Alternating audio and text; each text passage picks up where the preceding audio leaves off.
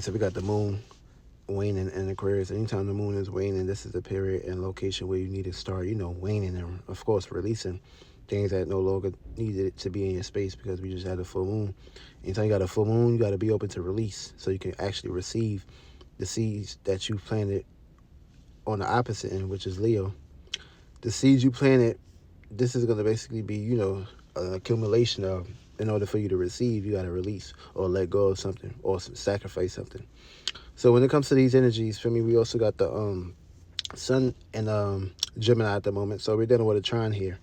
Anytime you're dealing with a trine, you're going to have a gift that you pretty much are going to be basically reacting and responding to and receiving. Now, not all gifts are good and not all gifts are bad. It's just all about how you utilizing these energies and these gifts to pretty much accumulate what you have pushed off and, of course, pushed out. So during this time, we got the moon in Aquarius, and, of course, Pluto is in Aquarius. And it's also Pluto basically being in Aquarius is also us going through some transformations when it comes to our associations, our uniqueness, our originality, and, of course, our networking. It's still cuspy on Capricorn. So, with that being said, you still got to play your parts and watch out and, of course, utilize both energies because it's on the cusp. Because we also in retrograde. So retrograde is going to basically bring past associations back into your consciousness.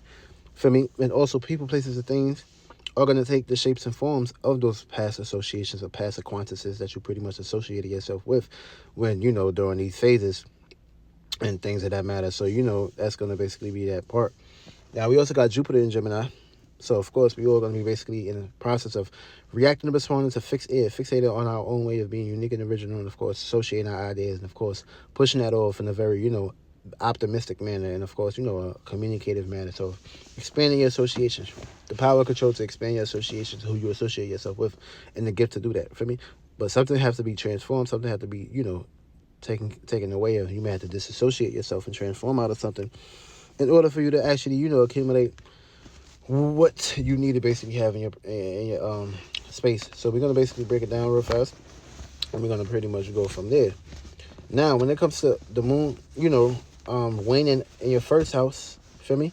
The moon is going to pretty much put you into some transformative aspects when it comes to your personal life, your personal associations, your personal uniqueness, your personal originality, personal ideas and things that matter. That's being transformed during this time.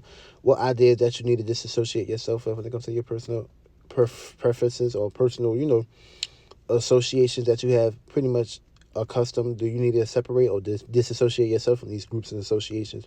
So that's going to basically be, your waning phase for you to pretty much start letting it go. This way you can be able to dream. Feel me? Because sometimes, the people, places, and things that you associate yourself with, they can, make your dreams come true, or it can bring nightmares. So, whenever you're releasing or letting go of something in your first house, that means, you did your protection in a spell in a, very, sacred matter. Now, you'll be able to actually dream. You won't have the associations bring you down or too much things on your back. And this way you can be light as a feather and not be heavy as a feather.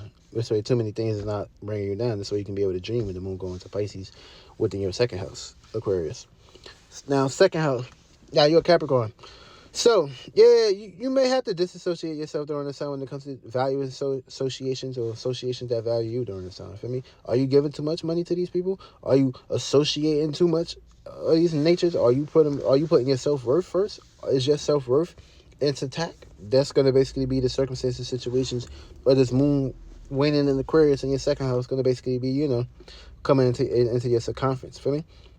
That's going to be that area. And also, Aquarius, you're dealing with a fifth house, Sun and Gemini. So that means you need to let go of anything that's, disoriented your personality. So you can pretty much, get yourself up and going and flowing. And like the Jupiter and Gemini in your fifth house. Expanding your relationships with romantic.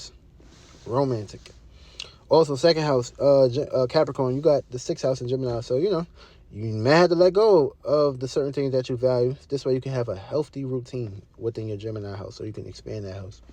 But it's going to be some ups and downs because Jupiter is at its fall in Gemini. So for me, it's going to take a whole lot of work. But of course, you're used to that, Capricorn. Now, third house. If you got Aquarius in your third house, moon. If the moon waning here, you're a Sagittarius ascendant. So that means you're going to have opportunities, for me. So these opportunities You're going to have opportunities to let go of anything when it comes to dealing with your friends, your surroundings. You may have to disassociate yourself from your friends' surroundings and certain, meteors and things that no longer, are in your favors. So you may have to separate yourself from certain medias or certain things that you pay attention to when it comes to the environment, your surroundings, and your force, the things that you're learning or communicating and sharing about, or letting that damn car go. Also, you got Gemini in your 7th house, so whatever you're letting go during this time, you can be able to be freely, and of course be able to have some relationships, healthy relationships to expand on. But you're gonna have a whole lot of good luck and faith when it comes to your relationships with the Gemini and Jupiter motherfucking thing transit. And also 4th house in Aquarius, you are Scorpio in this, so that means you need to be reactive, responding to releasing and letting go and disassociating yourself from people, places, and things that no longer make you feel comfortable. Allow you to be unique and original when it comes to your emotional stance and how you emotionally, associate yourself with people, places, and things. You may have to let that go during this time. And if you're playing good seeds, for me, your 8th house in Gemini you'll be able to have some privacy during this time. Look at it like that. It's a gift. The gift to release anything that you have emotionally connected yourself with, so you can have some privacy when it comes to analyzing things at a deeper mechanism and researching. Also, if you got Aquarius in your 5th house, it's opposite here. Of course, you're a Libra ascendant. So that means you're going to be basically reactive, responding to 180 energies, but you're also going to have a gift. The gift to disassociate yourself from certain things that no longer bring you excitement, certain things that you have been entertaining, and certain things that you have been expressing yourself on stage for. You need to be letting go of these things during the song, so you get the right 5th house energies in Aquarius to work with you, even though it's going to be some battles. But yeah, that's how it's going to play out. And your 9th house is in Gemini, so whatever you release when it comes to your fun, entertainment, and enjoyment, you could be able to actually expand and grow from that. If you have Aquarius in your, where am I at now? If you got Aquarius in your 6th house, you're a Virgo ascendant. So that means you need to be reactive, responding to letting go of anything that's you need to disassociate yourself when it comes to a habit, a routine, or things that you do every day, or work endeavors. Now, your focus is going to be 10th house energies. You can expand your business, your career, and your goals if you're in the right working mechanism when it comes to your everyday routines during the time. Also, if you got Aquarius in your 7th house, you are a Leo ascendant, so that means you need to be reacting, responding towards disassociating yourself from relationships, partnerships, or certain marriages, and certain legal systems and forms that you have signed and, agreed upon. You need to let them shits go. And your focus is going to be 11th house energies, groups, associations. That's where the faith, hope, and luck going to be at. Now, also, if you got Aquarius in your 8th house, you need to be disassociating yourself from sexual desires, sexual goals, sexual passions, sexual motives, or secrets that you have been, dealing with, or, connections, deep connections. You may have to let go of these deep connections or assets that you share with an individual, because it may not be your time. Or you may be opening yourself towards something that's better. And your focus is going to be 12th house energies. Damn, my shit fat. See, we're already in 8th house energies. But of course, and yeah, that's going to be that. For me. Now, if you got Aquarius in your 9th house, you're a Gemini ascendant. So, of course, you're already dealing with a whole lot of hope, faith, and luck when it comes to your 1st house. But Aquarius is the 9th house. Once you disassociate yourself from certain experiences that you have associated with people, places, and things, you don't need to be... Oh, you're going to be dealing with past experiences, too. But the Pluto retrograde here. Also, 10th house, Aquarius, you're a Taurus ascendant. So you need to be reactive, responding towards... taking full power and control over your goals, ambitions, and responsibilities on this time, or disassociating yourself from certain responsibilities that you have associated yourself with certain people, certain individuals, and things that matter. Your focus for this season is going to basically be your 2nd house. So that means you're going to be having a whole lot of money, a whole lot of hope, faith, and luck coming in your life. I mean, with that Jupiter and Gemini in your 2nd house. What the hell is lady doing?